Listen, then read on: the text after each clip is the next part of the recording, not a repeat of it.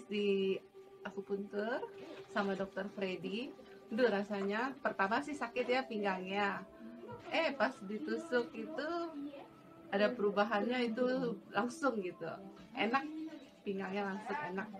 Saya menjalankan terapi bersama dokter Freddy sebanyak 5 kali.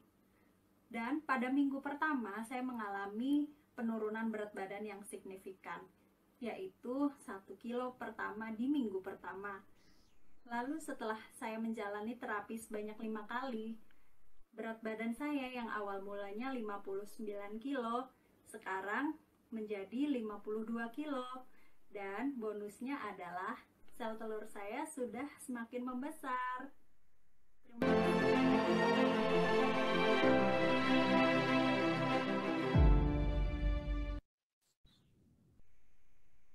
Ya, selamat siang Prativian dimanapun Anda berada. Kita bertemu kembali dalam Prativi Interaktif Live Streaming dalam segmen Freddy's Journal. Dan seperti biasa, pada siang hari ini kita akan belajar sehat bersama Dr. Freddy. Dan tentunya siang hari ini sudah ada Dr. Freddy bersama kita. Selamat siang Dr. Freddy.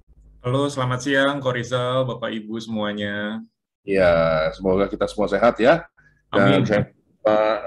Yang selalu setia ini ada Dr. Sally, Ibu Sri, Bu Enda, dan Sis Haruko yang sudah lama karena kesibukan baru hadir siang hari ini. Dan tentunya juga ada dari YouTube channel kami, Sangat TV, yang akan juga mengikuti acara kita siang hari ini ya. Dan pada siang hari ini kita akan membahas tentang akupuntur untuk jerawat. Ini menarik nih. Saya kirimin ke teman-teman, mereka ketawa gitu. Ada nggak yang bisa bikin kulit mulus seperti orang-orang Korea nih?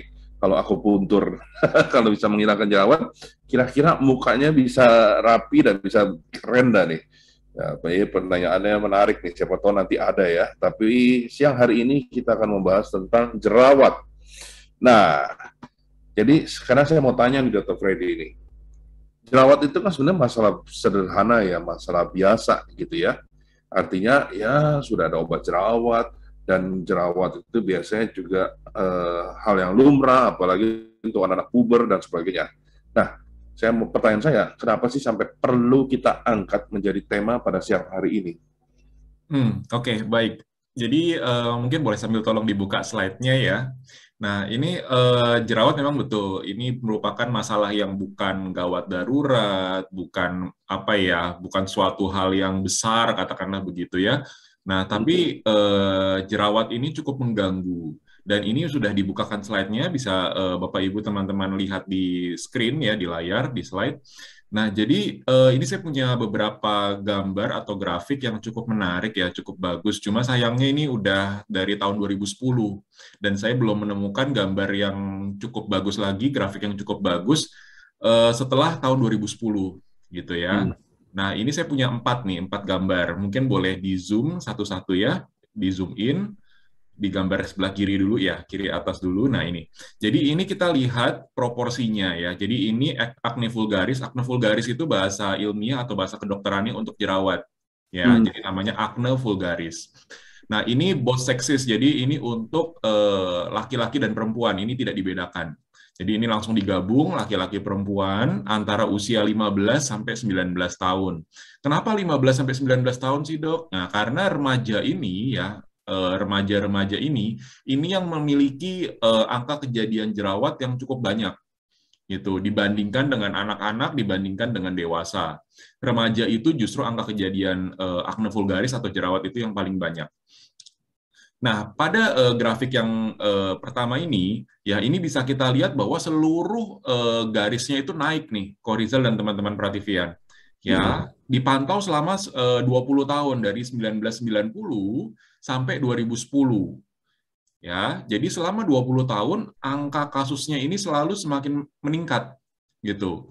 Ya, ini bisa kita lihat garisnya ada yang putus-putus, ada yang nyambung gitu. Nah, kalau kita sendiri di daerah Indonesia itu masuknya kan Asia Tenggara ya, Southeast Asia. Nah, itu garisnya itu yang warnanya oranye ya. Garis yang warna oranye. Garis yang warna oranye pun juga dari tahun 1990 itu juga meningkat sampai 2010. Itu garis warna oranye itu yang agak ke bawah tuh garisnya. Gitu ya. Nah, itu apa sih di beda ini gimana? Kenapa ada yang putus-putus? Kenapa ada yang garisnya nyambung? Nah, kalau misalnya garis yang putus-putus itu adalah negara-negara atau daerah-daerah yang sudah berkembang, yang sudah berkembang lah, yang sudah maju katakanlah gitu, developed region. Nah, tapi kalau yang garisnya nyambung, lurus gitu, nah itu daerah-daerah atau negara-negara yang masih berkembang gitu ya, yang masih berkembang. Nah, ternyata yang daerah-daerah atau negara-negara yang sudah maju ya, yang sudah develop itu ternyata angka kasusnya lebih tinggi daripada yang masih berkembang. Nah, tapi semuanya rata-rata meningkat kecuali ada sebagian yang turun itu warnanya biru sama warnanya agak kuning. Nah, itu di daerah Afrika itu. Daerah Afrika itu agak menurun, cuma meningkat lagi akhirnya. Tapi selain itu, rata-rata semuanya meningkat. Gitu. Nah, terus boleh geser ke daerah grafik yang di bawahnya. Nah, ini diperjelas lagi ya. Kalau ini membandingkan antara negara-negara yang maju dengan negara-negara yang masih berkembang. Seperti tadi, yang warnanya hitam putus-putus itu adalah negara-negara yang sudah maju, dan hitam yang lurus, yang nyambung, itu adalah negara-negara yang masih berkembang. Nah, kalau rata-ratanya secara global, itu yang warnanya hijau.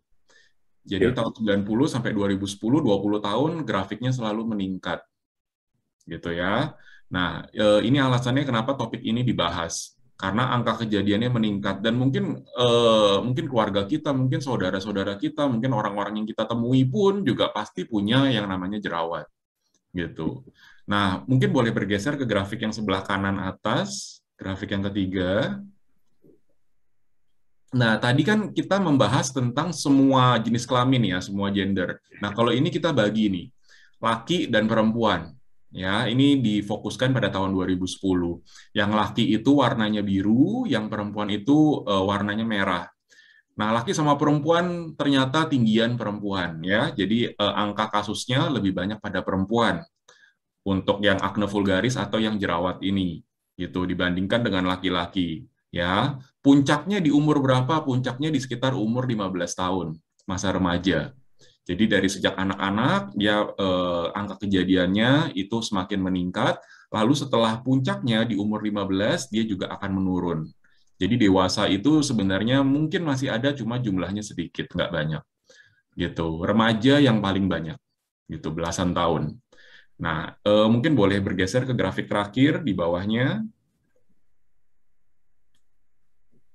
Nah, kalau ini dibagi lagi nih, antara perempuan dengan laki-laki di negara berkembang sama di negara maju. Ya, bisa kita lihat yang paling tinggi itu adalah perempuan di negara maju. Ya, developed countries female, itu garis yang merah yang nyambung. Gitu. Jadi negara maju tetap lebih tinggi. Nah, tapi di antara negara maju dan berkembang perempuannya lebih tinggi. Gitu. Jadi angka kasusnya semakin banyak, Korizal, dan ini yang menyebabkan topik ini cukup menarik untuk dibahas. Begitu, Korizal. Oke, itu tadi kalau dilihat yang di atas ini ya, sebelum yang gambar ini, itu puncaknya adalah usia 15 tahun. Betul? Begitu ya. Nah, kalau misalnya di usia-usia menjelang 45 dan seterusnya kan makin hilang ya, makin menurun. Nah, pertanyaannya nih, kalau misalnya menjelang ke bawah, menjelang usianya meningkat, usia lanjut, justru dia baru berjerawat, itu kenapa ya? Sebenarnya bisa kok, Rizal. Seperti grafik yang nomor 3 ya, grafik yang di sebelah kanan atas, memang nggak semuanya kan baru muncul di usia 15 tahun kan. Mungkin ada lebih cepat usia 10 tahun muncul, mungkin ada yang usia 25, 30, bahkan usia 40 pun masih ada yang baru muncul. Cuma kasusnya sedikit kok, Rizal. Dan kalau ditanya kenapanya, sebenarnya penyebab jerawat itu kan bermacam-macam nih. Ya. Nah, iya. Penyebab jerawat itu kan bermacam-macam. Nah, jadinya kalau misalnya ditanya kenapanya pada usia tersebut baru muncul, penyebabnya banyak sekali faktornya. Mungkin karena masalah pikiran, stres, pekerjaan, stres di keluarga, mungkin masalah hormonal, mungkin masalah lingkungan yang kurang bersih, polusi, debu gitu. Nah, jadi pemakaian kosmetik, nah itu semuanya juga berpengaruh terhadap kemunculan daripada akne vulgaris atau jerawat ini, kok Rizal. Oh, jadi itu penyebab jerawat ya? Betul. Nah, Jadi kenapa kok Rizal? bagaimana? Nah, untuk lebih lengkapnya penyebab jerawatnya, mungkin kita boleh bergeser ke slide berikutnya nih. Nah, ini. Jadi kalau sebagian besar kita ambil gambaran besarnya, penyebab jerawat itu terdiri dari 4. Yang pertama itu diet, makanan kita. Ya, makanan atau minuman lah, pokoknya semua yang masuk ke dalam mulut kita, makanan atau minuman, diet kita. Yang kedua adalah environment atau lingkungan. Gitu ya. Yang ketiga adalah genetik atau keturunan. Yang keempat itu adalah bakteri, bakteria. Ya, jadi keempat faktor inilah yang menyebabkan seseorang itu bisa terkena jerawat atau tidak. Gitu. Oke, ini kalau boleh dijelaskan kenapa ya diet disebutnya sebagai penyebab jerawat? Ya, betul. Karena diet ini, makanan atau minuman yang kita makan itu sedikit banyak akan berpengaruh, kok Rizal. Ya, pengaruh pertama kepada kadar hormon kita, hormonal kita. Ya, dan jangan lupa bahwa jerawat itu selalu sebagian besar itu selalu muncul pada daerah-daerah yang kaya akan kelenjar minyak. Kulit-kulit kita yang kaya akan kelenjar minyak. Gitu. Jadi jarang sekali, mungkin hampir nggak pernah lah ya, jerawat itu muncul di telapak tangan, di telapak kaki kita gitu kan. Hampir nggak pernah, karena itu daerah-daerah yang kelenjar minyaknya minim. Gitu. Banyakan jerawat itu akan muncul di daerah muka kita, di daerah punggung kita, karena itulah daerah-daerah yang kelenjar minyaknya banyak. Gitu ya. Nah, jadi kalau ditanya kenapa diet itu pengaruh, karena pengaruh pada hormon kita, karena susunan hormon itu kan protein dan lemak. Gitu ya, susunan hormon itu adalah protein dan lemak. Dan kelenjar-kelenjar minyak itu juga memproduksi minyak. Jadi makanan-makanan kita yang terlalu banyak minyak, terlalu banyak lemak, itu menyumbang faktor resiko untuk terjadinya akne vulgaris atau jerawat ini. Oh, gitu.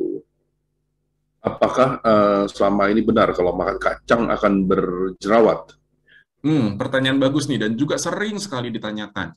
Tergantung kacangnya, kok Rizal. Kalau kacangnya itu kacang biasa, direbus gitu ya, itu tidak. Itu hanya mitos. Gitu. Nah, tapi kalau kacangnya itu digoreng, kacangnya itu dibikin banyak minyak, banyak lemak, nah itu mengakibatkan faktor risiko untuk terjadinya jerawat. Jadi bukan kacangnya, tapi minyaknya, lemaknya. Ya. Kita bicara yang bukan alergi ya, kecuali kalau ada orang-orang yang alergi kacang, ya itu kita lain soal gitu.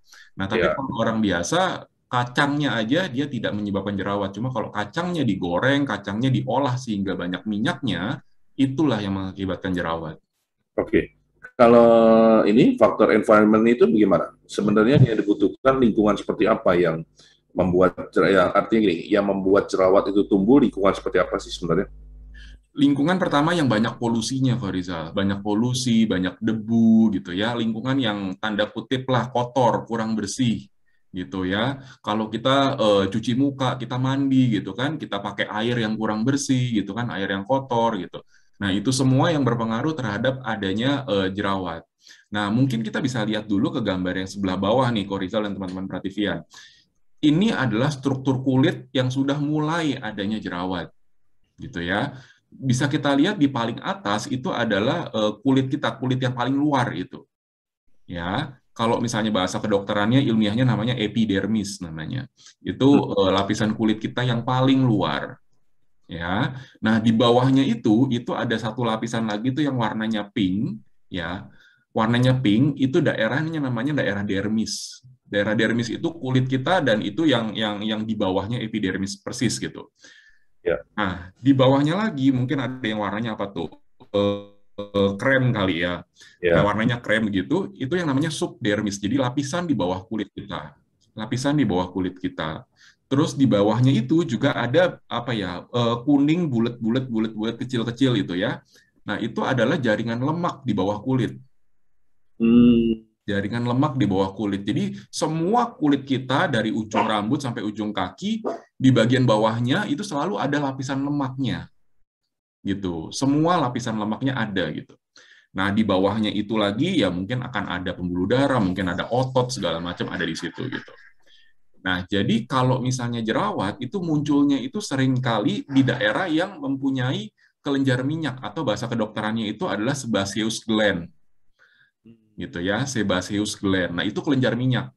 Dan kelenjar minyak itu biasanya menyatu dengan bulu-bulu kita atau rambut-rambut kita, follicle, hair follicle gitu. Jadi di mana ada daerah tempat di mana bulu itu tumbuh atau rambut itu tumbuh, di situ juga ada saluran untuk kelenjar minyaknya.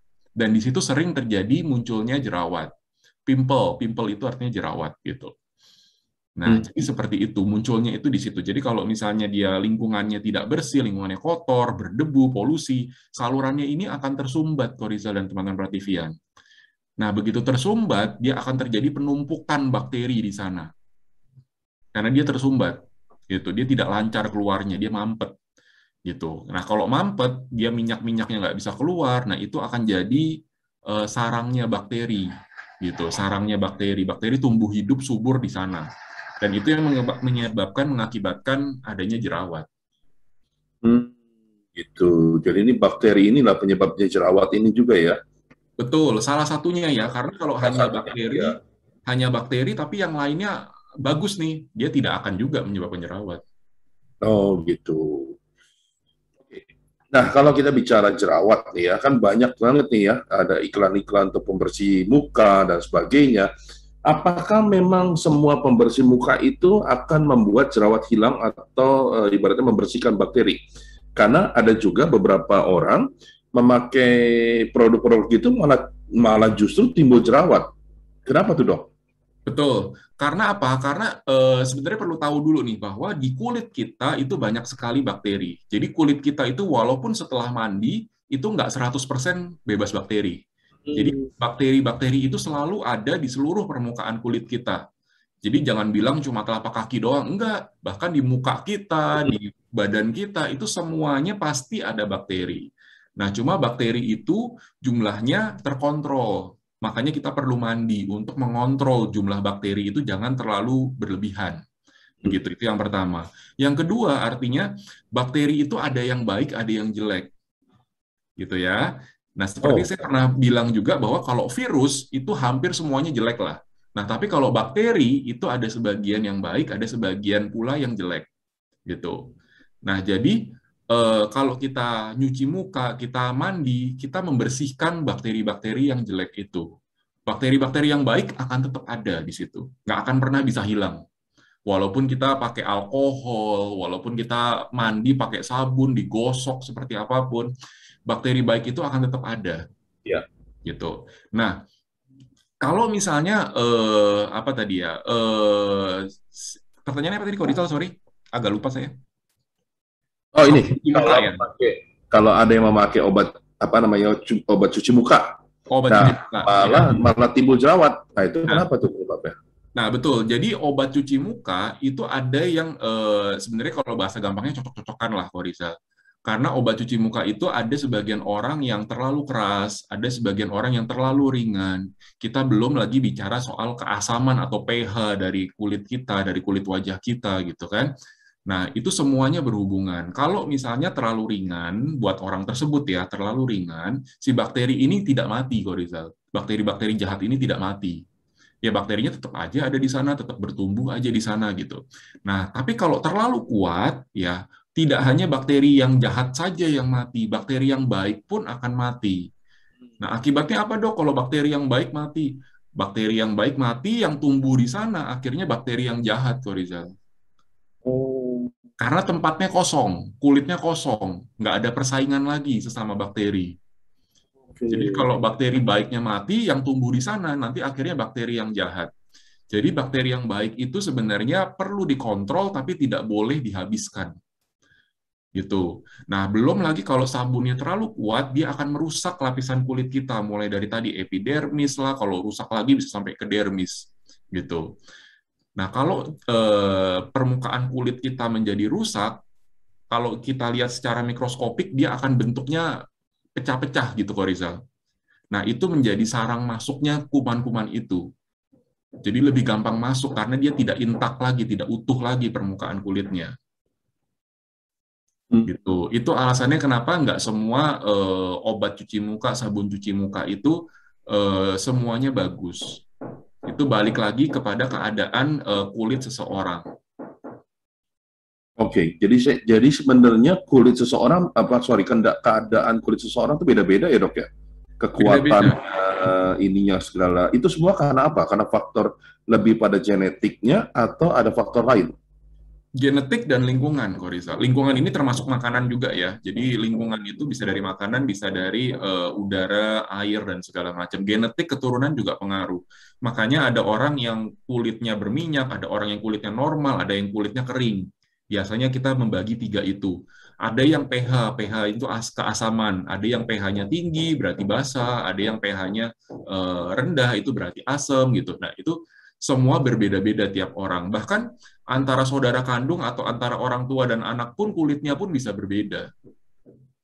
Nggak akan 100% sama. Oke, jadi sebenarnya kalau seseorang ingin menggunakan yang namanya obat jerawat, apakah perlu dilihat dulu keasaman kulitnya, diperiksa dulu, bagaimana menurut dokter? Betul, yang benar itu adalah kita periksa dulu ya, kita periksa dulu ke dokter. Kalau kita mau menggunakan krim-krim muka, obat-obat muka kan itu ranahnya ke dokter spesialis kulit ya. Nah makanya sebelum kita main asal beli, mungkin di platform-platform sosmed atau enggak misalnya market online gitu ya. Nah itu banyak yang jualan obat atau krim muka secara bebas.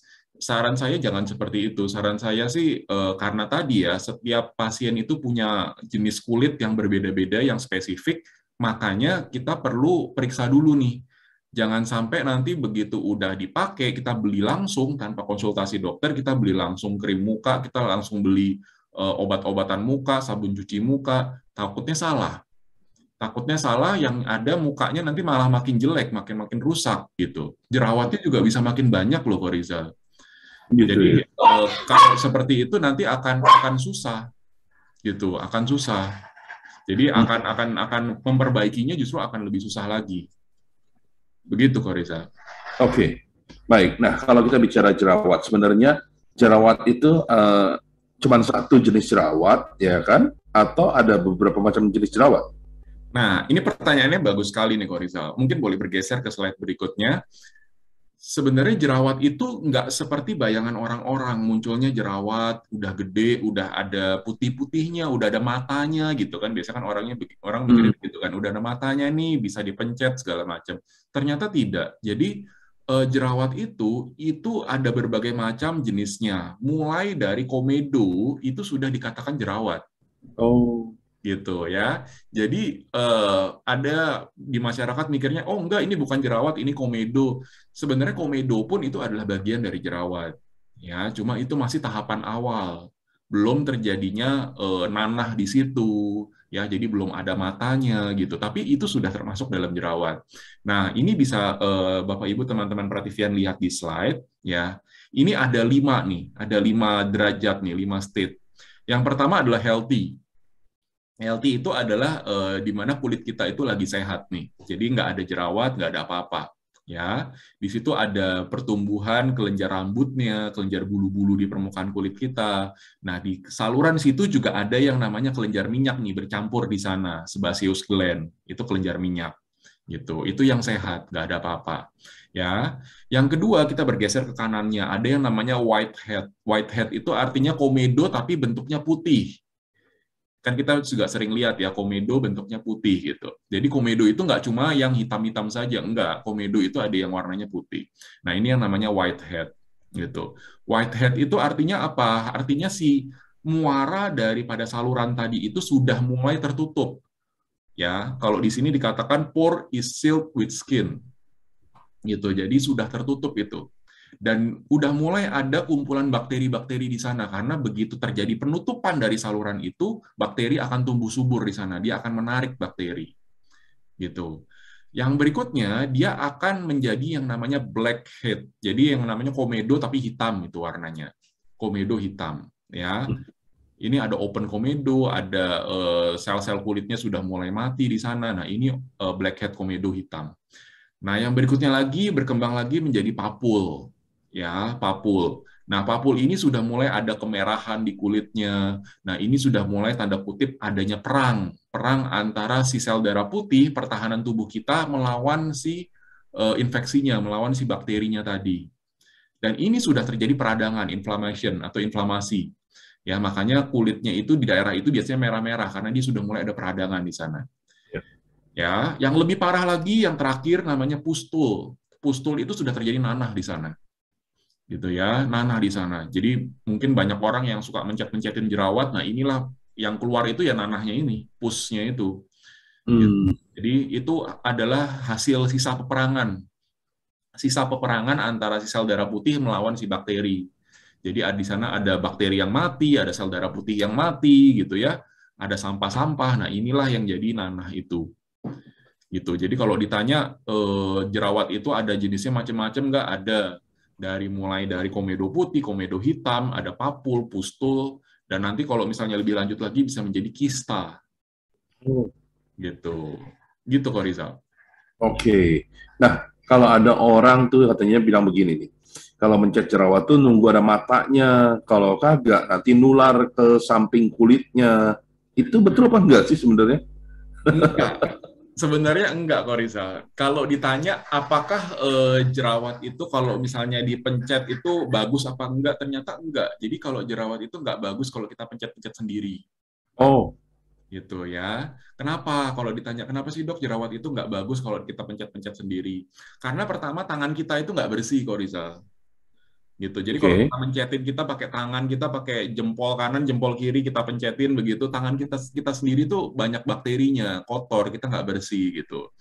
Nah, makanya biasanya kalau di dokter-dokter kulit, jerawat itu dikeluarkan itu dengan menggunakan alat gitu. Nggak pernah pakai tangan dokternya dipencetin gitu, nggak pernah. Selalu menggunakan alat gitu. Itu yang pertama. Yang kedua, pada saat kita memencet, kita mengeluarkan paksa isinya, itu pori-pori kita akan melebar. Makanya banyak sekali orang-orang yang pori-porinya akhirnya melebar, Koriza. Oh, Gitu ya. Nah, pori-porinya melebar karena tadinya itu sudah ada nanahnya di dalam dan kita paksa untuk keluar. Jadinya pori-pori yang tadinya kecil dipaksa melebar, jadi lebar nanti akhirnya.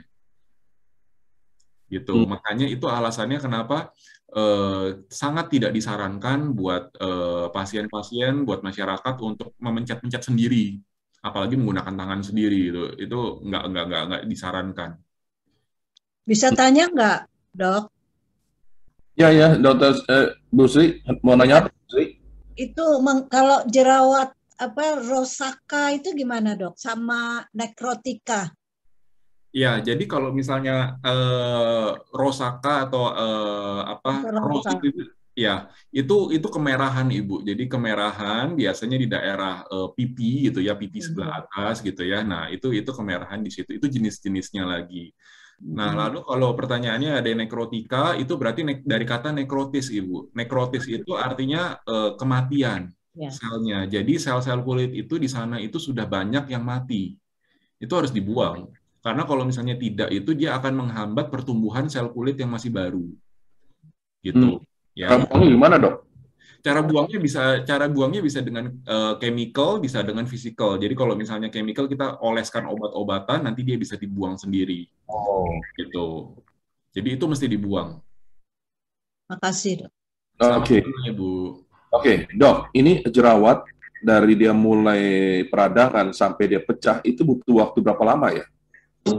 Pertanyaan bagus nih, tapi jawabannya bervariasi sekali kok Rizal. Jadi nggak ada seorang pun yang bisa tahu mulai dari komedo sampai dia peradangan, sampai dia pecah, begitu perlu berapa lama, beda-beda semua. Jadi nggak ada waktu persisnya. Ada yang seminggu langsung berubah menjadi nanah, bisa pecah, ada yang butuh 2 minggu, gitu ya, mungkin lebih, itu ada. Lalu kalau obat jerawat itu sebenarnya mempercepat ini ya, dia pecah atau gimana? Nah, obat jerawat kan ada bermacam-macam ya, Korizal ya. Tapi yang saya tahu itu yang dikasih itu ada yang mengandung banyak vitamin A-nya. Kenapa banyak mengandung vitamin A-nya? Karena dia supaya si kulitnya itu mengelupas. Jadi kulit-kulit mati itu dia akan mengelupas, ya biasanya kalau dikasih itu kulitnya akan ngelupas-ngelupas, merah-merah gitu ya. Nah, kulitnya akan mengelupas sehingga kulit barunya dia akan muncul dari bawah.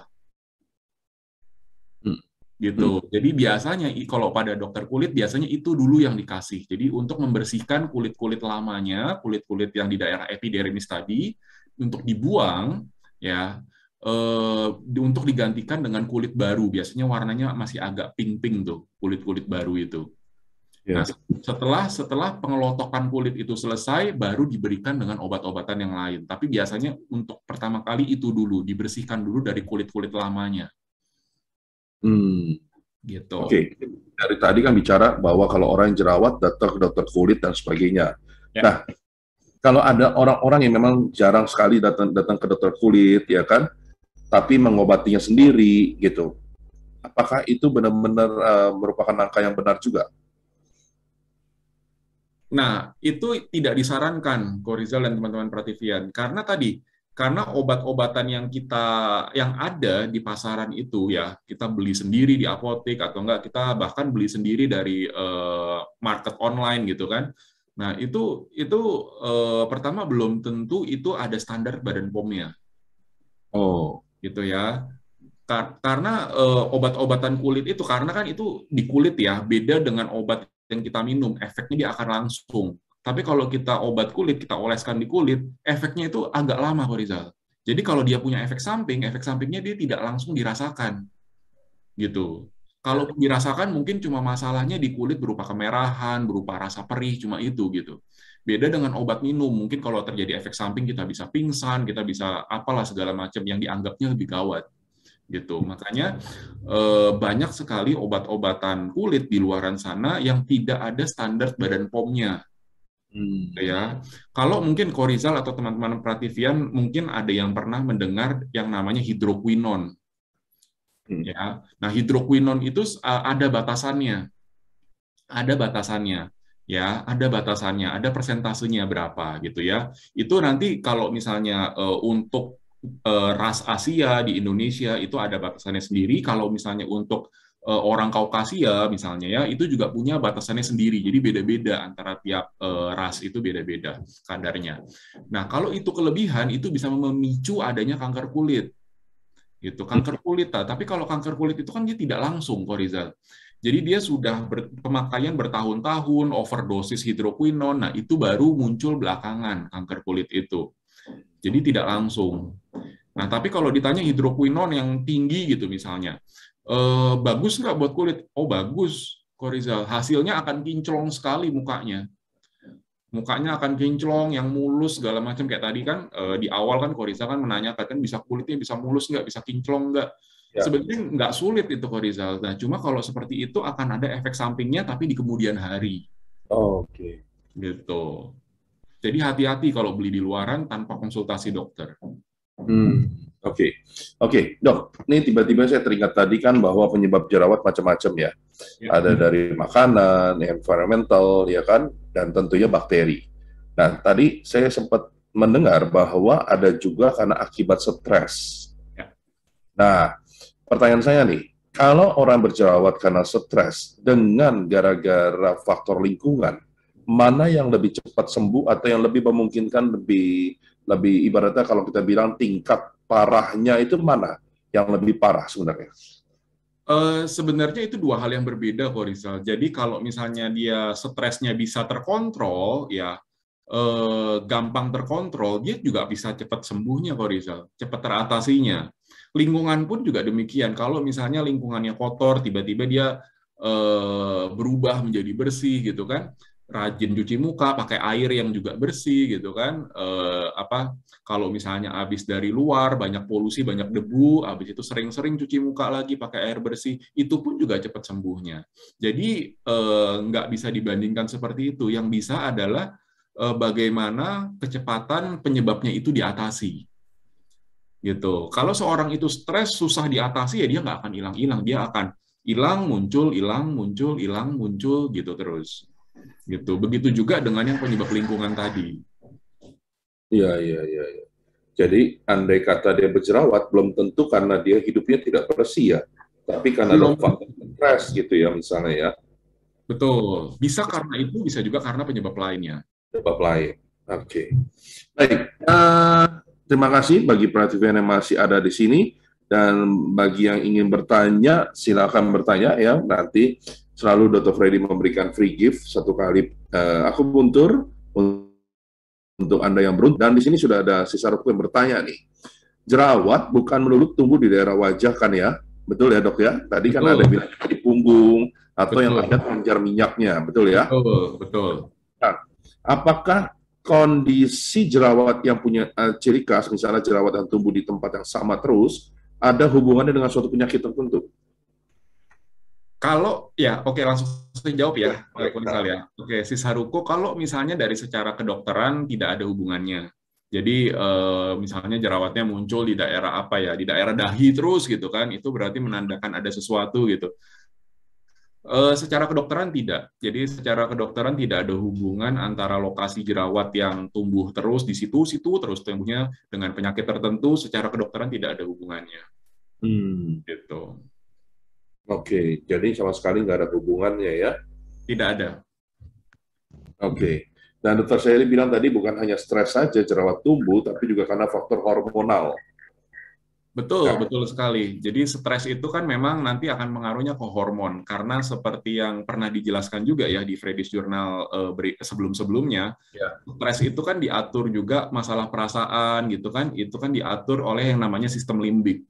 Sedangkan sistem limbik itu adanya di otak gitu ya. Jadi perasaan itu bukan ada di hati, di dada, di perut gitu, bukan. Itu Ya. diatur semuanya di sistem limbik di otak, kita menjadi stres, kita menjadi apa ya, suntuk, kita menjadi emosian, semua itu diatur oleh otak, sistem limbik itu. Dan hormon itu juga pusatnya itu juga ada di otak, hipotalamus dan hipofisis, si big boss dan si manager gitu ya, hipotalamus dan hipofisis. Itu semuanya juga di otak semua. Jadi stres itu nantinya akan mengaruhi hormonal juga. Begitu. Boleh tanya dok? Silakan Bu Sri. Ya, tadi kan pertanyaan Saruko itu yang mengenai jerawat di satu tempat itu ya. Kalau secara tradisional itu ada kaitannya ya dok ya dengan organ paru. Betul. Langsung jawab ya, Korizal ya. Ya, Apakah itu pertanyaan Ibu Sri? ya. Jadi ada hubungannya dengan organ paru. Oh, Jadi oke. Baik, silakan dokter. kita kembali mengatasnya langsung ke organ tersebut ya dok. Ya paru sama usus besar lah kalau secara tradisional ya. Saya kira apakah demikian? Coba silakan dokter jawab. Ya. Ya, baik, betul. Jadi kalau secara kedokteran barat memang tidak ada hubungannya ya antara apa sakit tertentu dengan jerawat, lokasinya di mana begitu ya, betul. Nah, tapi betul juga yang dikatakan oleh Ibu Sri, secara tradisional atau secara kedokteran timur nih ya. Jadi kedokteran barat dan kedokteran timur gitu ya. Secara kedokteran timur itu memang ada hubungannya. Jadi kalau kita bicara kedokteran timur nih ya, itu kulit sama paru-paru itu kan berhubungan luar dalam ya, piauli gitu kan, luar dalam. Nah, jadi kalau misalnya kita punya masalah di kulit, misalnya adanya jerawat, itu ada hubungannya sama apa organ paru-paru kita gitu misalnya. Dan juga nanti kalau ditanya dari penyebab penyakit ya, penyebab penyakitnya nanti dia penyebab penyakit dalam karena dia panas gitu. Dia sifatnya panas jerawat itu gitu. Itu kalau dari sudut pandang kedokteran timur. Makanya nanti dari segi akupunkturnya itu juga ada titik-titik yang gunanya membuang panas. Jadi panas itu dibuang gitu. Nah, itu juga apa organ paru tadi itu juga salah satu yang nantinya akan diterapi juga di akupunktur. Gitu karena kulit sama paru-paru itu punya hubungan luar dalam. Itu sekali lagi ya itu dari sudut pandang kedokteran timur gitu. Kalau kedokteran baratnya nggak ada. Tambah lagi pertanyaan boleh dok? Oke, Bu Sri boleh nambah pertanyaan, tapi setelah yang satu ini ya, Oke. setelah yang lewat dulu. Silakan, Boy. Kita tahan dulu ya, dok ya. Baik, siap. Oke.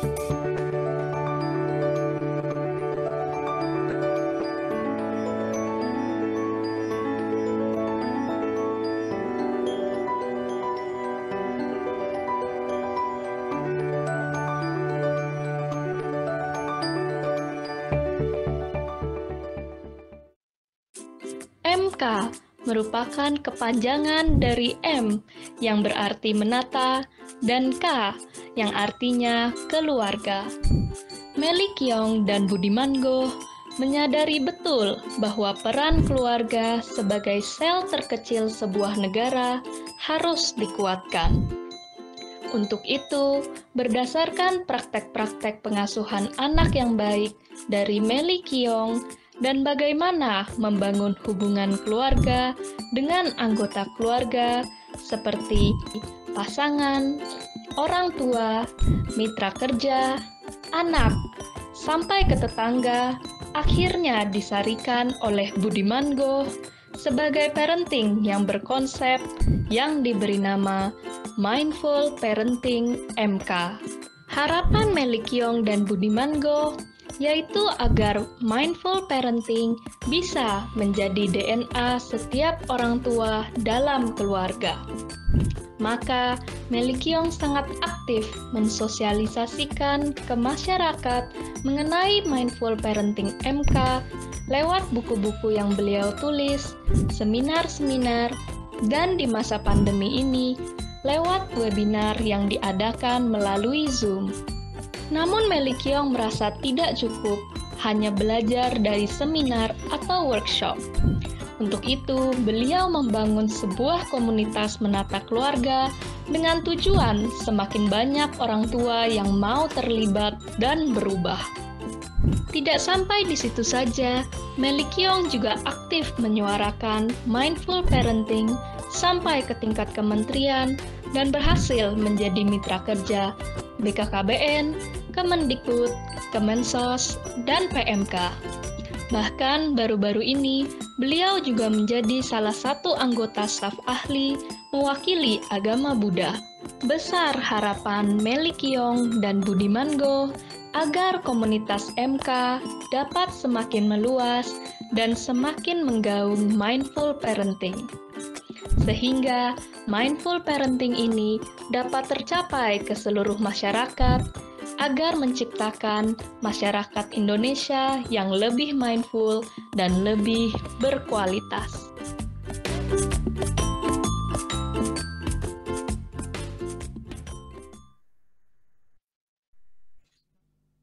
Ya, Ratifian, kita kembali lagi dalam acara Freddy's Journal, Belajar Sehat bersama Dr. Freddy. Dan tema siang hari ini adalah akupunktur untuk jerawat.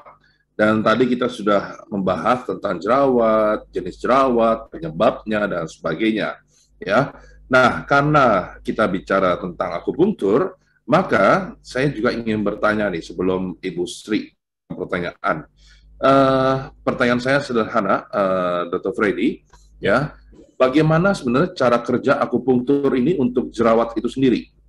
Gitu. Bolehkah akupunktur ini dikombinasikan dengan obat kulit yang tadi seperti Dr. Freddy katakan?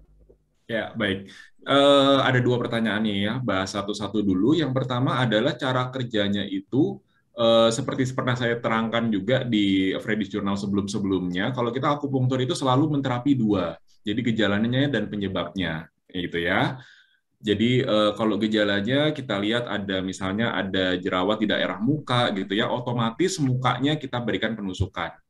Gitu. Fungsinya untuk apa di sana? Fungsinya adalah untuk melebarkan pembuluh darah di sana supaya terjadi regenerasi kulit yang lebih baik, nutrisi, oksigenasi di daerah sana juga lebih baik gitu ya. Makanya pada saat terjadi penusukan di daerah sana pasti akan kemerahan.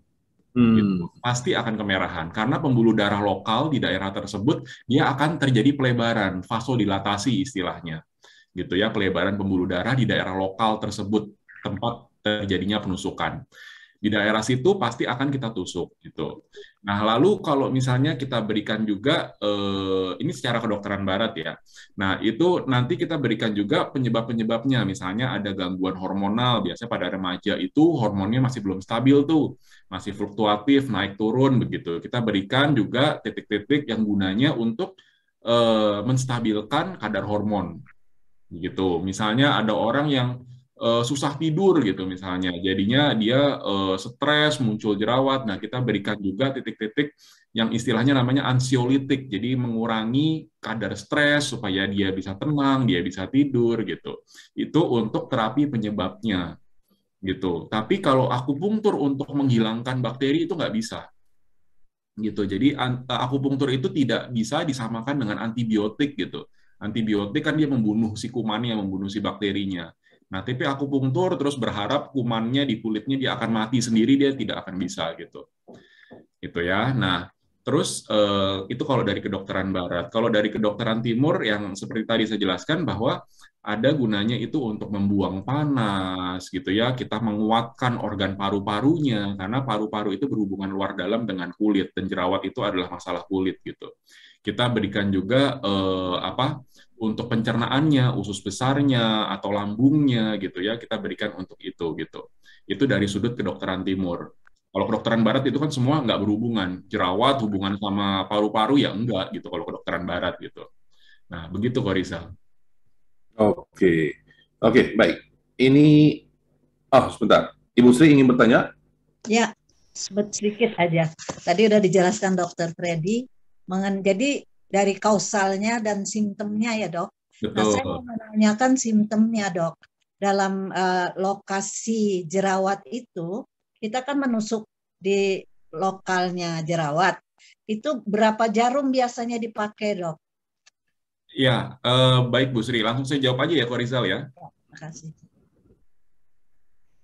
Ya, jadi kalau misalnya untuk simptom atau untuk terapi gejalanya gitu ya, itu tergantung dari luasnya Ibu Sri. Kalau misalnya jerawat yang muncul hanya 1, 2, 3 gitu ya, mungkin kita bisa mempergunakan cukup 3 jarum. 3 jarum cara penusukannya adalah dikepung, Ibu Sri. Betul ya, dikepung gitu. Jadi kita bikin kalau 3 jarum berarti kita bentuk sekitar segitiga gitu ya. Jadi bentuk segitiga, imajiner, hayalan, kita bentuk segitiga. Jarumnya itu mengelilingi si jerawat-jerawat itu, kumpulan jerawat itu. Nah, tapi kalau misalnya jerawatnya lebih luas lagi, misalnya apa ya, misalnya 1 pipi gitu kan, kena semua gitu. 3 jarum nggak cukup, Ibu Sri. Mungkin kita perlu 4, 5, mungkin 6 jarum di sana. Yang gunanya kita mengepung di daerah sana. Gitu, supaya pembuluh darah di daerah sana itu terbuka, vasodilatasi tadi. Gitu. Jadi kalau ditanya berapa jarum tergantung besarnya, luasnya. Dan kalau jerawatnya itu tidak boleh ditusuk, jadi kita tusuk di kulit yang bukan ada jerawat. Ya, di pinggir-pinggirannya, betul. Jadi jangan sampai ada jerawat, kita tusuk, akhirnya jerawatnya pecah, gitu, nggak seperti itu. Gitu. Kita tusuk di kulit yang sehatnya, di sekelilingnya. Gitu. Jarumnya juga yang kecil aja ukurannya ya dok. Betul, kalau di daerah muka kita pakai jarumnya yang kecil, yang tipis. Tapi kalau jerawatnya ada di daerah punggung, mungkin kita bisa pakai yang lebih tebal, karena punggung itu kan kulitnya tebal. Ya, gitu. Ya, makasih dok. Sama-sama Ibu. Bu Sri, nah ini ada pertanyaan dari si Saruko nih, Dr. Freddy. Untuk menangani jerawat, pada umumnya obat yang dipakai berfungsi untuk mengupas kulit lama demi membangun kulit baru kan ya? Nah, kalau tidak salah, dalam perawatan dokter spesialis kulit ada perawatan untuk penanganan jerawat yang istilah peeling. Betul. Terapi ini apakah punya batasan tertentu dalam berapa kali jumlahnya yang tepat? Karena kalau mengingat sifat jerawat yang bisa timbul bahkan berkali-kali, apakah peeling atau pengelupasan kulit ini cukup aman? Ya, jadi si Saruko tadi ya yang nanya ya? Ya, betul. Oke, si Saruko betul. Jadi biasanya kalau ke dokter spesialis kulit ada yang namanya peeling atau chemical peeling gitu ya, menggunakan obat-obatan, menggunakan bahan kimia gitu. Kalau ditanya perlu berapa kali, balik lagi ke masing-masing pasien itu beda-beda. Ada yang kulitnya tebal, ada yang kulitnya sudah tipis. Kita bisa melihatnya dari mana? Kalau tipis itu biasanya kelihatan bahwa dia sudah mulai ada merah-merah, kemerahan, segala macam. Nah, itu sudah tipis gitu. Nah, kalau ditanya perlu berapa kali peeling, tadi itu tergantung penyebabnya. Kalau misalnya dia masih belum bagus juga, kita lakukan peeling berulang-ulang. Dan kalau ditanya aman atau tidak, gitu ya, sebenarnya kalau tidak terlalu dekat jaraknya antara peeling yang satu dengan peeling yang lain, itu masih aman. Kenapa? Karena, tadi saya lupa menjelaskan juga bahwa kalau misalnya kulit kita, terutama di daerah epidermis kita, itu setiap detiknya dia akan melupas sendiri, gitu. Dia akan terkelupas sendiri, gitu. Dan itu tidak kita sadari, gitu. Kita lagi duduk nonton acara ini, gitu ya. Nah, itu juga terjadi pengelupasan kulit di daerah epidermis kita, gitu. Makanya kalau misalnya kita ada di kamar gitu ya misalnya, nah banyak debu-debu di kamar kita itu kalau kita perhatikan secara mikroskopik itu adalah sisa kulit kita sebenarnya, debu-debu di kamar kita itu. Gitu. Jadi bukan debu yang asalnya dari luar, bukan, itu debu-debu yang asalnya dari sisa kulit kita yang melupas. Gitu. Itu yang menyebabkan debu-debu di kamar kita gitu misalnya. Nah, terutama pengelupasan lagi terjadi sebagian besar itu pada saat kita mandi, Korizal dan teman-teman Prativian dan Sisaruko. Pada saat kita mandi terjadi pengelupasan kulit kita, gitu. Dan itu kita tidak rasakan, gitu, kita tidak sakit segala macam. Kita tidak bisa melihat juga seberapa banyak kulit kita yang mengelupas, tapi itu terjadi. Dan kalau peeling, selama dia jaraknya tidak berdekatan, itu masih aman karena memang normalnya terjadi pengelupasan itu. Hanya dengan peeling itu pengelupasan yang terjadi itu lebih dipercepat dan lebih banyak yang dikelupas. Gitu. Asal jaraknya jangan terlalu dekat. Nah, jaraknya seberapa dekat itu nanti dokter kulitnya dia yang akan menentukan. Seberapa sering, mungkin ada seminggu sekali, mungkin 2 minggu sekali atau sebulan sekali atau bahkan lebih. Gitu. Jadi jangan terlalu dekat dan itu aman. Gitu. Jadi aman ya. Aman. Jadi Sisaruko ternyata aman. Ya, jadi tidak berbahaya.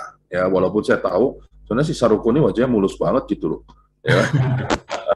Tiap hari disetrika, Om. Berarti rapi dong ya, selain mulus juga rapi ya.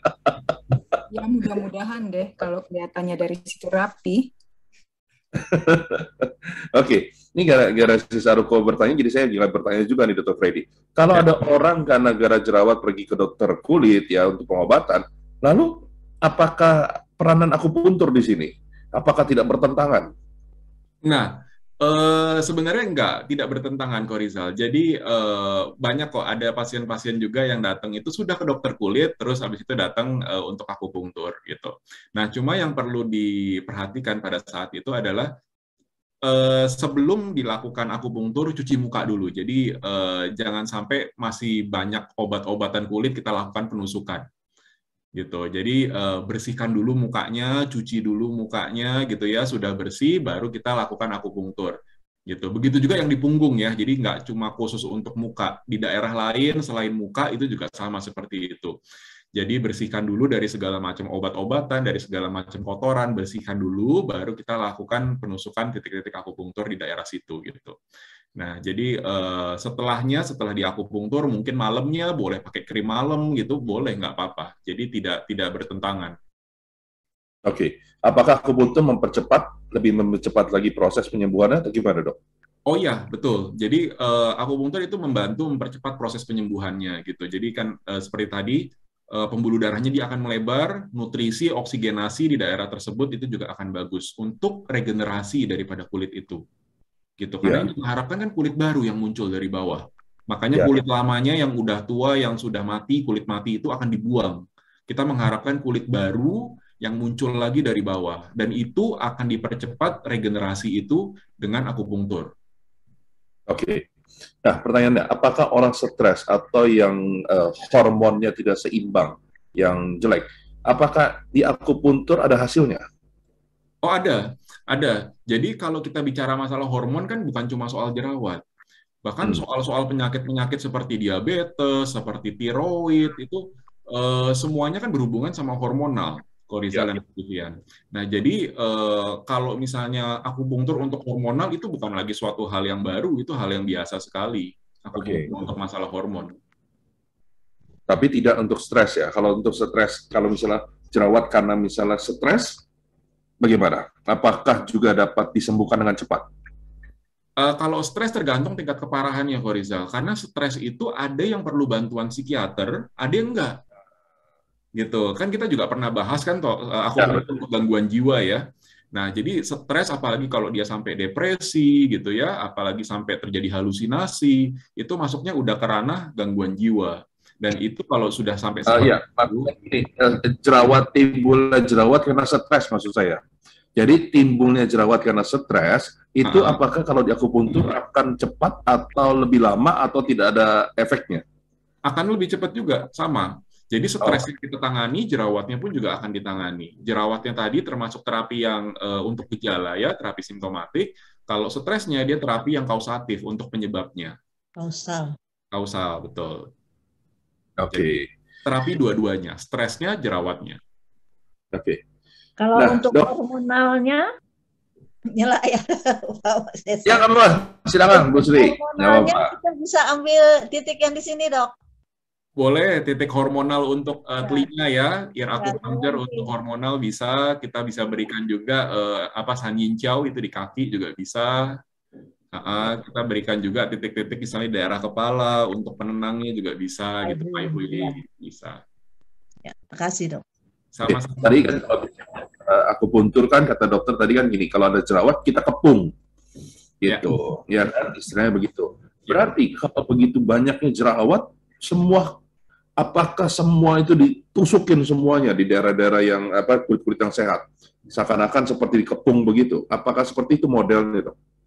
Nah, jadi tergantung dia bentuknya jerawatnya itu satu kumpulan besar atau dia banyak tapi terpisah-pisah, tersebar-sebar gitu, terpisah-pisah. Gitu. Misalnya di satu muka full semua gitu misalnya ya, jerawatan semua gitu ya. Kita juga berikan penusukan di sekelilingnya, Pak Rizal. Oke. Gitu. Nah, tapi kalau misalnya dia tersebar-sebar, misalnya di pipi ada, terus misalnya di mana lagi di dahi ada, terus di dagu ada, ya kita kepung di daerah situ saja. Oke. Gitu. Kita kepung daerah situ. Ya. Nah, kalau kayak begitu sampai jerawat kayak gitu, berapa lama prosesnya, Dok, untuk akupunturnya? Nah, ngobatin jerawat itu gampang-gampang susah kok Rizal, karena tadi dia berhubungan dengan banyak sekali faktor, ya, berhubungan dengan dietnya, berhubungan dengan lingkungannya, genetiknya, bakterinya, gitu ya. Nah, kalau saya biasanya antara 5 sampai 10 kali kok Rizal. Jadi nggak pernah bisa akupunktur sekali gitu kan kulitnya langsung mulus gitu, nggak bisa. Jadi perlu beberapa kali antara 5 sampai 10 kali. Itu pun juga si pasiennya harus membantu dengan cara jaga makan yang benar, jangan yang banyak-banyak minyak dimakan. Terus habis itu harus sering ngebersihin muka gitu ya, pakai sabun yang cocok gitu ya, bukan sabun yang kuat, tapi sabun yang cocok. Gitu. Ya, sabun yang cocok itu seperti apa, Dok, taunya, Dok? Tiap orang beda. Tiap orang beda. Ada orang itu mesti trial and error, kok Rizal. Jadi ada yang pakai sabun begini, oh kok ternyata kok malah muncul jerawat. Kalau nggak, oh pakai sabun ini kok malah perih. Ya. Tuh, nah itu semua trial and error. Oke. Gitu. Ya. Oke. Jadi 5-10 kali dan setiap kali penanganan rata-rata 30 menit seperti biasa ya. Betul. Dan kalau akupunktur ini kalau untuk jerawat tetap bukan suatu terapi yang super power ya, tetap punya kelemahan. Jadi artinya bekas-bekas jerawat nih, kalau kita ngomongin bekas-bekas jerawat, terutama yang dalam, itu nggak bisa lagi dilakukan akupunktur. Gitu. Jadi akupunktur itu nggak bisa mengobati bekas jerawat, terutama yang dalam. Itu harus dilakukan yang namanya dermabrasi. Kalau pernah Korizal dengar gitu ya, dermabrasi. Nah, itu mesti dilakukan seperti itu. Jadi nggak bisa akupunktur itu untuk mengobati jerawat tapi yang sudah dalam bekasnya. Bekasnya dalam berarti maksudnya agak jadi bopeng begitu maksudnya ya? Iya, agak bopeng-bopeng begitu ya. Nah, itu biasanya mungkin waktu remajanya jerawatnya gede, jerawatnya sudah parah, terus main asal pencet sendiri. Asal pencet-pencet sendiri. Nah, itu mengakibatkan bekas-bekas yang dalam. Iya. Oke, apakah ini untuk penanganan jerawat modalitasnya hanya penusukan saja? Nah, ini sempat menjadi salah satu penelitian saya nih waktu masih belajar ya. Jadi yang bagus memang dengan cara jarum, gitu ya. Yang bagus memang dengan cara jarum, bukan dengan pemanasan karena ini sudah panas di dalam itu. Ya. Gitu. Jadi jangan kita berikan pemanasan, kita berikan jarum. Ya, gunanya untuk menurunkan panasnya, membuang panasnya, gitu. Nah, ada juga titik di daerah kaki, gitu ya. Gunanya itu sebagai titik air, gitu, titik untuk membuang panas, mengusir panas di antara jari kaki, gitu. memang agak tidak terlalu nyaman di daerah situ ya kalau ditusuk, tapi ya itu punya manfaat sendiri gitu. Ya. Nah, terus juga apalagi ya, bisa juga diberikan laser ya, laser, tapi jangan semuanya laser. Laser itu kombinasi laser kombinasi dengan jarum gitu. Karena laser itu sedikit banyak juga membawa panas. Jadi jangan terlalu banyak menggunakan laser semua, nanti malah panasnya nggak turun-turun. Gitu. Jadi kalau untuk jerawat, modalitas yang terbaik itu adalah jarum. Terbaik jarum ya. Ya. Jadi saya ingat Ibu Sri kan selalu menggunakan Moxa ya, gitu ya, rutin. Berarti Moxa nggak boleh dipakai. Benar nggak dok? Yang pengalaman saya ya, kalau jerawat itu kita tusuk itu pada saat setelah penusukan itu nggak berapa lama tuh efeknya kelihatan mengecil. Betul, betul. Itu terutama kalau setelah dikepung ya, setelah dikepung Ya. itu jerawatnya dia akan mengecil. Yang tadinya merah pun itu juga akan mengecil juga, gitu. Nah, kalau tadi pertanyaan Korizal, Moxa jangan diberikan Korizal. Karena jerawat ini sifatnya sudah panas, kalau kita berikan Moxa nanti dia malah akan flare, dia akan muncul makin banyak nanti jerawatnya. Dan yang sudah ada makin berat. Ya. Gitu. Jadi jangan kita berikan panas. Justru kita harus membuang panasnya. Ya, oke, baik. Ya, seperti biasa kita selalu bertanya ya kan, apakah ada penelitian? Nah, akupuntur kali ini jerawat, apakah sudah ada penelitiannya dok? Tentang jerawat. Ternyata sudah ada, Korizal dan teman-teman Prativian. Mungkin boleh tolong dibuka slide-nya. Karena jerawat ini dialami oleh seluruh orang di seluruh dunia ya, Korizal ya. Jadi penelitiannya itu sudah cukup banyak. Ya, nah ini saya ambil penelitian ini dipublikasi tahun 2018. Jadi masih cukup baru ya, masih 3 tahun yang lalu ya. Nah, kalau nanti teman-teman Prativian mau mencari di internet, boleh. Ini judulnya, Acupuncture for Acne Vulgaris. Acne vulgaris itu bahasa ilmiah, bahasa Latin, bahasa kedokterannya dari jerawat, acne vulgaris. Ya, nah ini sebuah systematic review and meta-analysis. Jadi kalau misalnya dari tingkatan penelitian, ini sudah yang paling tinggi, meta-analisis itu. Gitu. Jadi nggak ada penelitian yang lebih tinggi lagi daripada meta-analisis ini. Gitu. Jadi meta-analisis ini merupakan gabungan dari semua penelitian-penelitian yang sudah ada. Gitu. Ya, jadi penelitian yang sudah ada digabungkan, dijadiin satu, lalu ditarik kesimpulannya apa dari semua penelitian itu. Gitu. Ini tahun 2018. Kalau kita langsung baca ke kesimpulannya di bagian bawah yang saya berikan garis warna merah, itu acupuncture and auricular acupressure, ya. Jadi ini gabungan antara tusuk jarum dengan penekanan, ya, terutama di daerah telinga, itu were not statistically different to guideline recommended treatments. Jadi hasilnya itu tidak berbeda loh dengan terapi-terapi yang sudah dilaksanakan sekarang, mungkin terapinya dengan obat-obatan atau dengan physical gitu ya, chemical maupun physical gitu. Nah, but were with fewer side effects and maybe treatment options. Jadi side effect-nya atau efek sampingnya itu lebih ringan, lebih sedikit. Jadi nggak pernah ada ceritanya akupunktur bikin kanker kulit, itu nggak pernah bisa, nggak pernah ada. Gitu. Ya. Jadi kalau dibandingkan akupunktur dengan pengobatan-pengobatan konvensional yang sudah ada, hasilnya sama-sama bagusnya. Gitu ya, hasilnya sama-sama bagusnya, cuma side effect-nya atau efek sampingnya lebih sedikit, lebih ringan. Gitu. Itu kesimpulan dari penelitian yang udah tingkatan paling tinggi. Gitu, Korisa. Jadi memang ada terbukti ya dengan ada penelitian ini ya, dapat membantu untuk penyembuhan jerawat gitu ya. Iya, jerawat ya, bukan bekas jerawat nih. Makanya sebelum nyampe bekas jerawat harus ditangani dulu nih. Karena kalau sudah menimbulkan bekas, terutama yang dalam, nah itu udah lebih repot lagi. Iya, oke. Nah dok, selain kita bicara akupunktur, kira-kira apa yang harus dilakukan ya, ibaratnya agar sehari-hari gitu yang bisa kita lakukan sehari-hari di rumah agar dapat menghindari dari masalah jerawat ini? Oke, Sebenarnya balik lagi, kalau ditanya apa yang harus dilakukan, balik lagi ke penyebabnya tadi ya. Secara garis besar kan ada 4, ya, diet, lingkungan, keturunan atau genetik, lalu bakteri. Kalau keturunan atau genetik kita udah nggak bisa ngapa-ngapain kan, kita terima gen dari orang tua kita dan kita akan menyalurkan gen itu ke anak cucu kita, gitu udah nggak bisa kita apa-apakan gitu.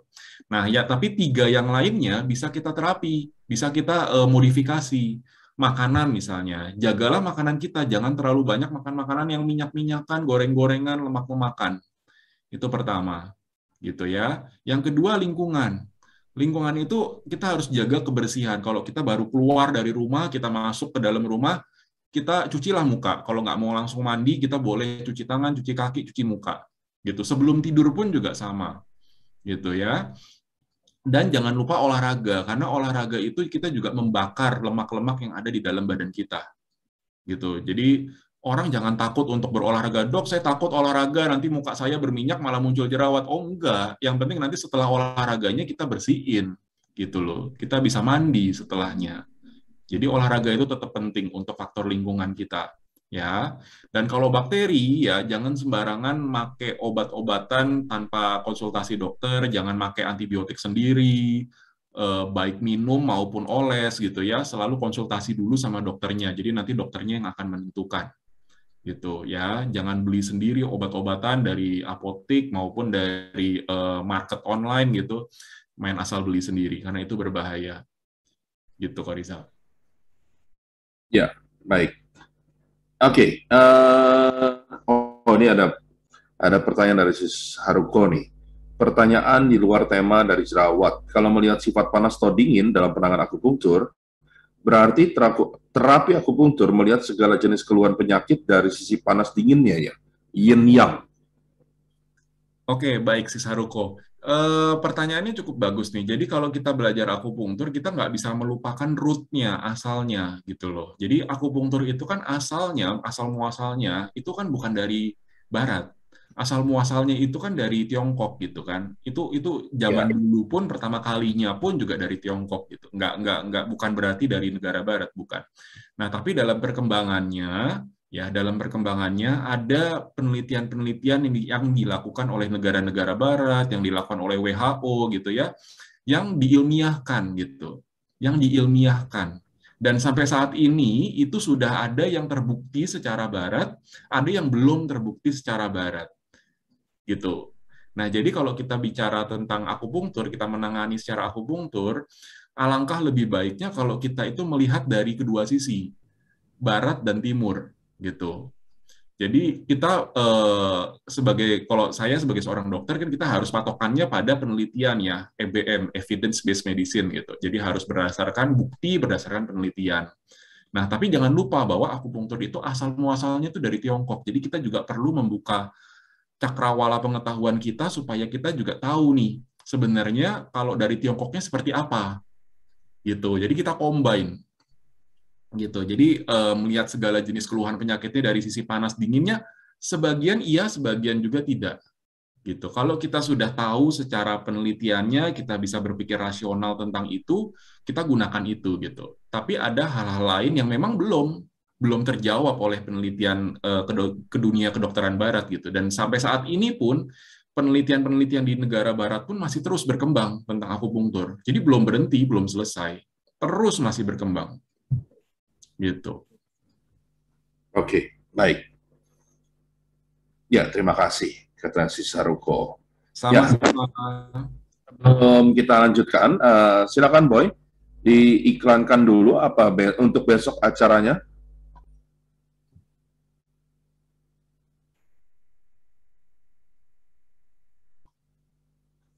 Ya, besok seperti biasa, cuman iklannya belum tampil. Jam 1 siang ada Mindful Parenting. Ya, dan ini Cinta yang Menyembuhkan setiap 1 bulan 1 kali di minggu keempat pada jam 5:30 sampai jam 19. Besok mengambil tema Cinta, Lentera, dan Pelangi bersama Lentera Anak Pelangi. Lentera Anak Pelangi ini adalah anak-anak yang terkena HIV. Ya, jadi ini sebuah wadah untuk melindungi atau menjaga anak-anak yang terkena HIV dan diberikan pendidikan, pelatihan, kekuatan, ya penguatan mental dan sebagainya agar mereka tidak merasa rendah diri atau merasa tidak punya harapan hidup. Jadi besok ikuti Cinta Menyembuhkan jam 5:30 sampai jam 7 malam bersama saya, Bu Mona dan Pak Mario dari @familia bekerjasama dengan Lovely Hands.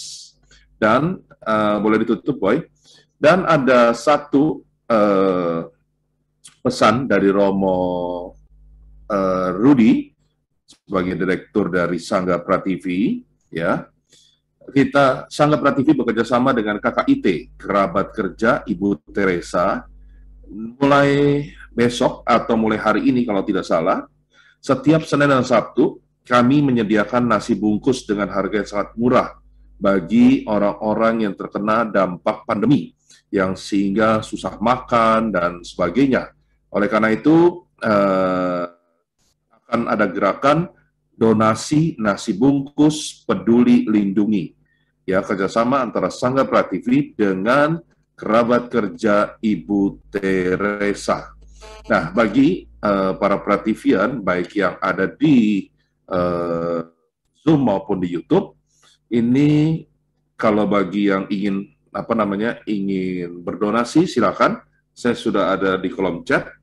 Ya, bagi ingin yang berdonasi untuk membantu, ya, saudara-saudara kita dapat memberikan donasinya ke rekening BCA dengan nomor 002 611 1999 atas nama Karya Prativi Mandiri, ya, di 002 611 1999 atas nama Karya Prativi Mandiri. Dan silakan Anda bisa mengunjungi warung Peduli Lindungi, ya, silakan diklik aja linknya. Ya, jadi ini akan kita lakukan dari Senin sampai Sabtu, kerjasama antara Sangga Prativi dengan KKIT, ya, keluarga Kerabat Kerja Ibu Teresa. Ya, itu pesan dari Romo Rudi sebagai Direktur Sangga Prativi.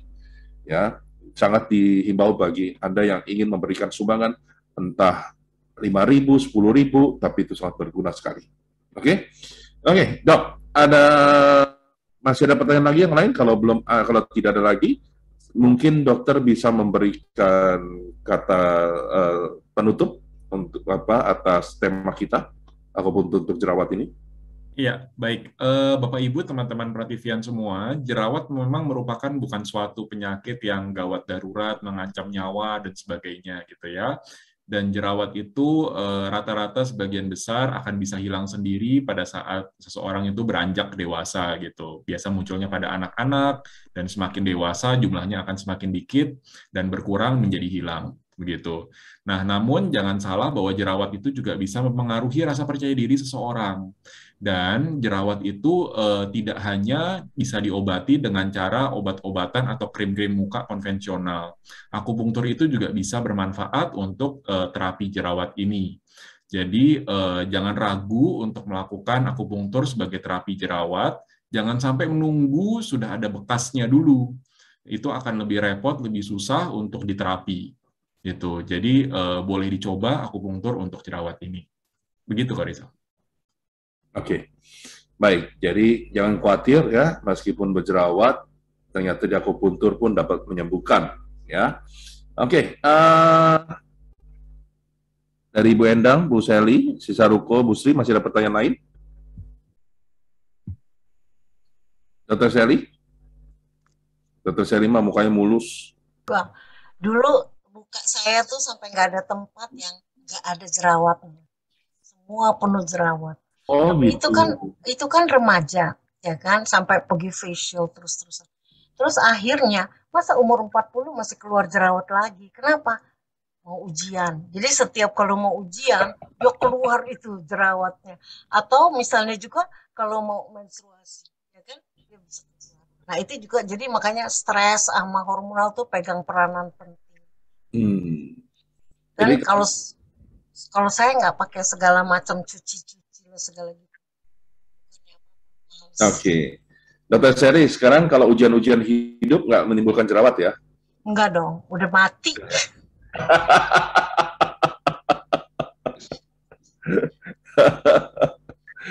Oke, ini yang nanya dia lagi, ya kan, orangnya jauh dan sebagainya, jadi susah ngasih free gift-nya kan dok ya? Jadi boleh disimpan aja. Simpen ya. Oke, mungkin kita tampilkan saja di mana Dr. Freddy praktek, ya. Dapat dilihat di sini, Perhatian, alamatnya di daerah Kelapa Gading, Jalan Kelapa Kopio Raya ya, Blok W1 nomor 11. Boleh dicatat nomor teleponnya dan follow IG-nya, serta ada YouTube channel-nya juga. Dr. Freddy juga melayani selain akupunktur juga penyakit umum, medical check-up, vaksinasi, imunisasi, memeriksa buta warna, home visit, dan telemedicine. Dan akupunturnya juga macam-macam sekarang ya, ada akupuntur kejiwaan, hamil, ada bayi dan anak sekarang, luar biasa. Oke, baik, itu dia Dr. Freddy. Nah, kira-kira untuk minggu depan dok, apa yang akan kita bahas untuk akupuntur kita? Ya, untuk minggu depan karena ada cukup banyak ya yang meminta topik ini, jadi untuk Kamis depan kita angkat topik ini ya. Jadi Kamis depan kita akan membahas akupunktur untuk PCOS. PCOS itu apa? Singkatan dari Polycystic Ovarian Syndrome. Itu banyak sekali pada perempuan-perempuan muda itu. PCOS, dan itu juga banyak yang mengirimkan pesan ya, message kepada kami itu melalui WhatsApp, melalui Instagram gitu. Nah itu banyak yang meminta untuk membahas topik ini, PCOS untuk akupunktur untuk PCOS. Karena saya sudah berapa kali mengerjakan, tapi belum ada bahasannya, makanya pengen dibahas itu ternyata. Oke, itu nggak ada bahasa ininya, bahasa awamnya. Bahasa gampang. PCOS sama kayak PPKM. Oke, terima kasih Dr. Freddy dan terima kasih juga Perhatian yang sudah hadir dengan setia. Dan untuk Dr. Sherry, si Saruko, Bu Endan, dan Bu Sri, dari juga Pak Komang dari Bali sudah hadir, dan bagi penonton yang di YouTube channel Sangga Prativi juga. Ya, saya Stefanus Rizal. Dan saya Dr. Freddy Julianto. Ucapkan terima kasih dan sampai ketemu minggu depan di acara yang sama dengan tema yang berbeda. Salam semuanya, terima kasih. Thank you semuanya. Dok.